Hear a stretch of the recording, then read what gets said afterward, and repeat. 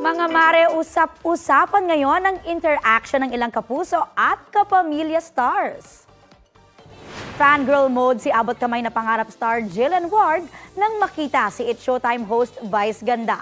All smiles din ang star of the new gen nang makapagpa-picture at mayakap niya ang unkabuggable star.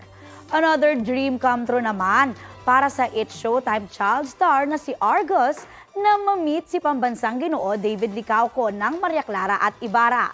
Napa-TikTok dance pa sila o pag-amin ni David, talo daw siya kay Argus. Alam mo David, agree ako. Siyempre maraming netizens ang nag-heart-heart dyan. Balita ko, may tututukan kayo tuwing 11 a.m. sa GTV. Alamin ang mahalagang balita at impormasyong dapat ninyong malaman sa Balita Ko tuwing Lunes hanggang Biyernes.